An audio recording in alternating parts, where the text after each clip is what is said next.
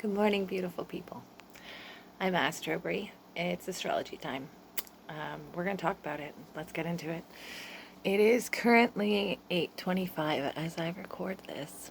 The moon is aligning with Jupiter as we speak. Last night, if you looked at the full moon, you would have seen a very bright, beautiful light beside it. That was Jupiter. And Jupiter is what we call retrograde in astrology, meaning that it looks like it's moving backwards. So it actually is going to look like it's closer to the moon as it goes, right? So tonight we won't see it at all. They'll be merged. Tomorrow night, Jupiter will be on the other side of the moon, and the moon will be less full. So that's an expansive energy. That is an energy of feeling like you can believe in a long view, feeling like you have connection to source. Hearing the words delusions of grandeur also affect when the Jupiter and moon come together. There is an opposition also. So oppositions in astrology, that's when two planets are opposite each other. But what it means is that there needs to be a compromise between the two energies in order for it to move forward. So Mercury is in retrograde and Jupiter is in retrograde. Mercury is in the sign of Libra.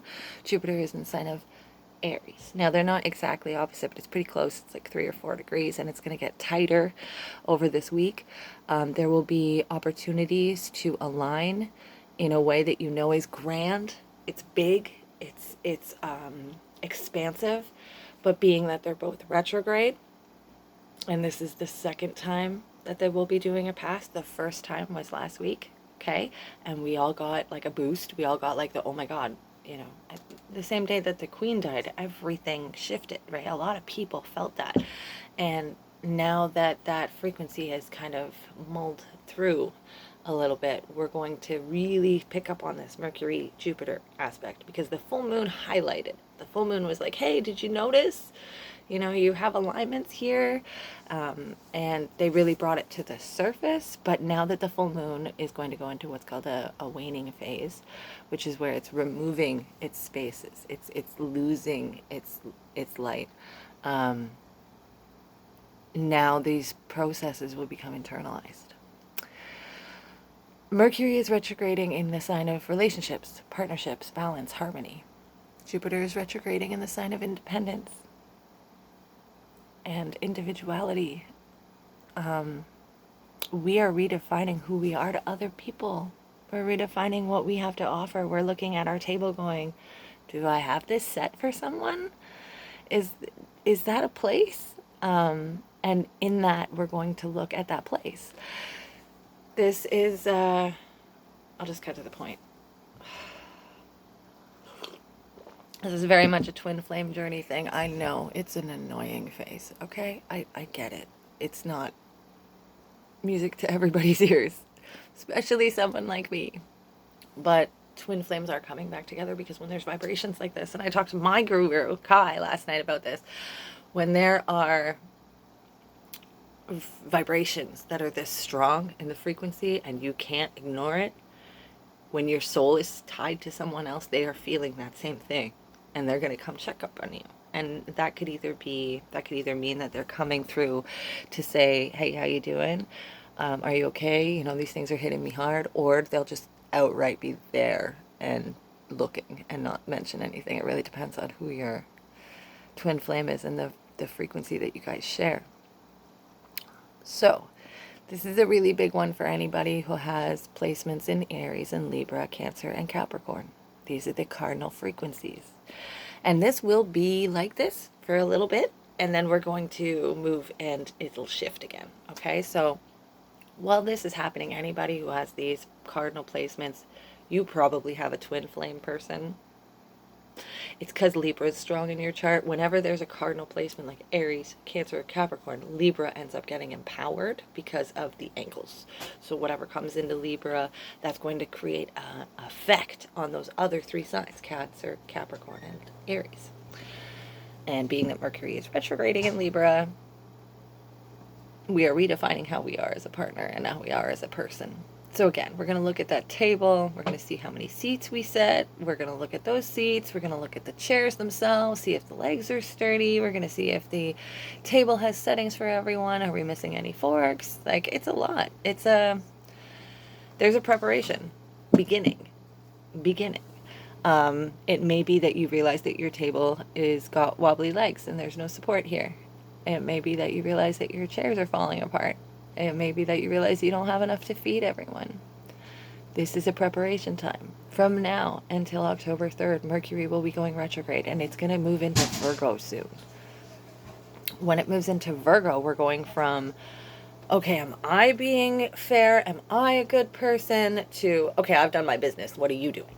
It's going to happen. Okay, so I'm gonna fast forward my astrology a few weeks here. Let's move into when Mercury moves into Virgo. Okay? So we're looking at September 23rd, Universal Time 12:24, GM time, Greenland Standard Time, I think it's called. Greenland Mainland Time. It's the Universal Time. So Mercury will be at 29 degrees retrograde Virgo. And when it does that, it will align with the sun almost perfectly, and we will get a very much a new understanding of what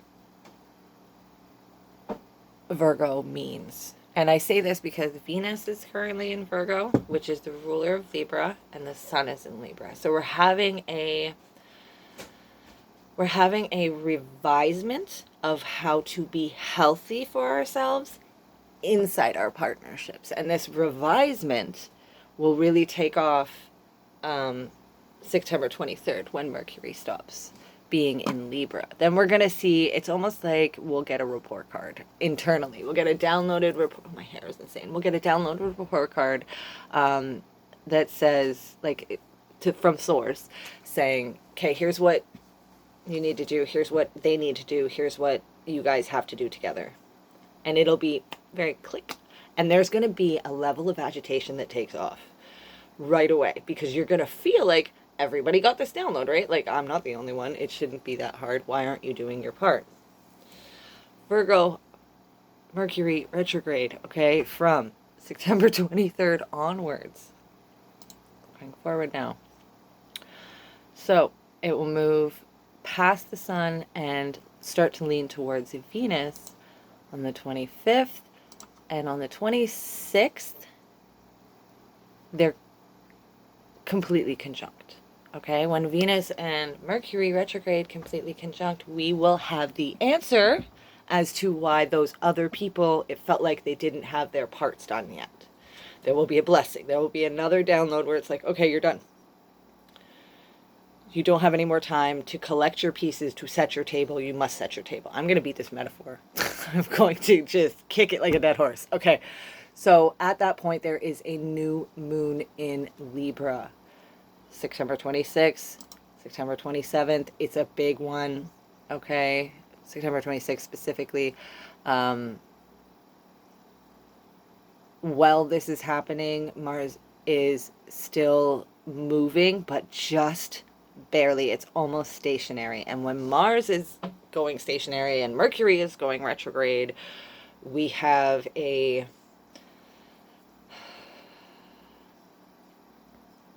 can feel like shots fired on self. It can feel like a lot of, why didn't I do that before? Why am I not fast enough? And this is because Mars is going to be aligning with Saturn and the moon when this is all happening. So it will feel like you're stopped. Like you're like, okay, but I have my tasks of things that I have to do to set this table to make sure that it's ready for my soul tribe. Like, I need to have this ready. And the universe is going to be like, you can't move. Stop.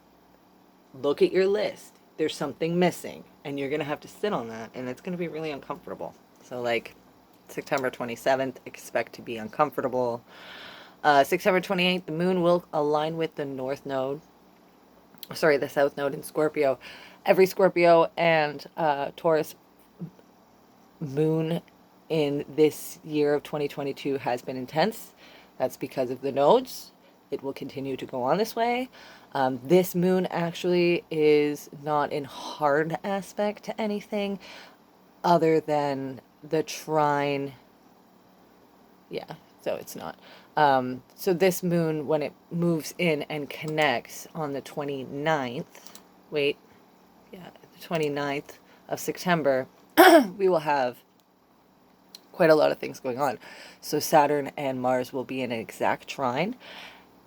And like I said, it's going to feel like, stop, this is the go. Okay, so it's stop at 27, and at 29, we're just going to like push it all the way in. Okay, Mars is almost completely stopped. It's at 19 degrees. Saturn's at 19 degrees. Saturn's retrograde.